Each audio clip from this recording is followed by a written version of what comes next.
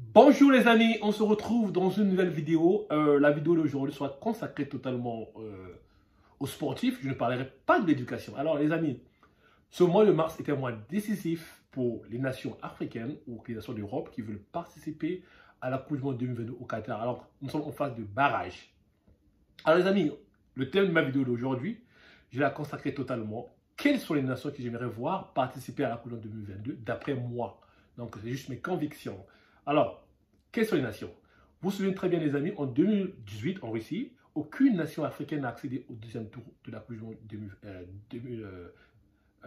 2018. Alors, il y a eu des scandales, on a crié que le continent africain n'avait pas de talent, alors que tous les jours nous avons des talents qui naissent comme Sadio Mané, Mohamed Salah, il y en a d'autres, Aubameyang, Keita Baldé, donc beaucoup de joueurs africains qui font des merveilles des clubs européens, alors qu'on nous crie au scandale que nous n'avons pas de talent. Alors que la France, beaucoup des pays européens sont non accueillis des joueurs africains.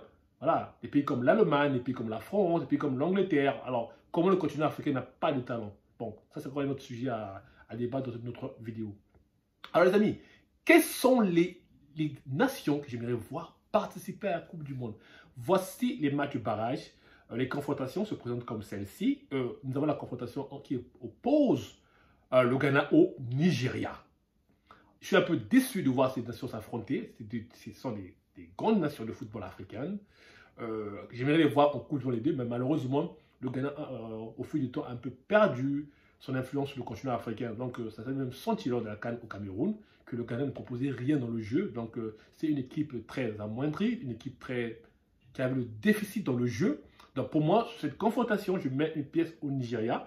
Même si le Nigeria n'a pas fait une finale de la Coupe d'Afrique, mais j'ai quand même senti que l'équipe nigériane avait un jeu collectif très convaincant. Et aussi, vous vous souvenez lors de la Coupe du Monde 2018 en Russie, que le Nigeria s'est fait éliminer par un penalty non sifflé en faveur des Nigérians face à l'Argentine.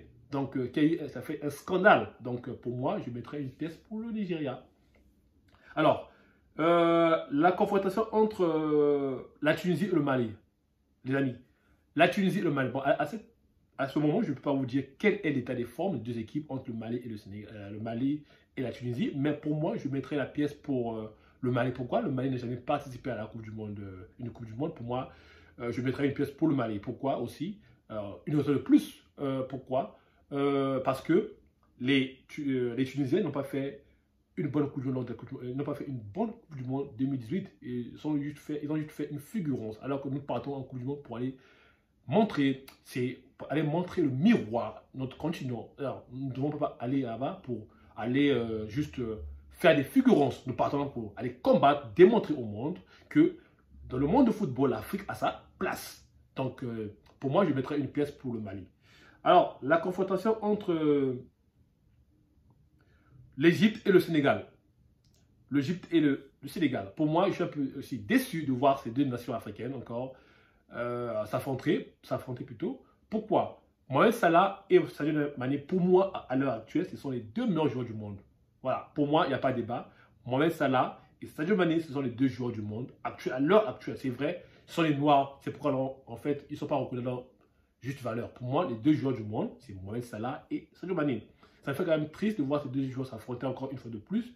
Vous vous souvenez très bien, lors de la CAN 2021 au Cameroun, ces deux nations se sont affrontées en finale et Sadio Mané est sorti vainqueur de la CAN, donc au tir au but. Donc pour moi, je mettrais une pièce pour le Sénégal. Pourquoi? Le Sénégal a une équipe très convaincante. C'est vrai, ils n'ont pas fait un bon jeu lors de la CAN, mais au moins, pour moi, le Sénégal propose plus de meilleurs acquis, de meilleurs arguments à cette Coupe du Monde. Vous vous souvenez très bien que le Sénégal, lors de la Coupe du Monde 2018 en Russie, s'est fait éliminer suite juste par un carton jaune de plus. Pour moi, je mettrais le Sénégal en une pièce au Sénégal par rapport à l'Égypte. Pourquoi? L'Égypte, pour moi, est une équipe très aussi combattante, mais le point de la Coupe du Monde qu'on ne peut pas jouer au tir au but. L'Égypte, souvent, a la tendance de faire dormir ses adversaires, les ramener jusqu'au tir au but. C'était la stratégie lors de la Coupe d'Afrique. Donc, pour moi, je mettrais une pièce pour le Sénégal. Au contraire à elle, qui gagne ses matchs ces matchs dans le temps réglementaire.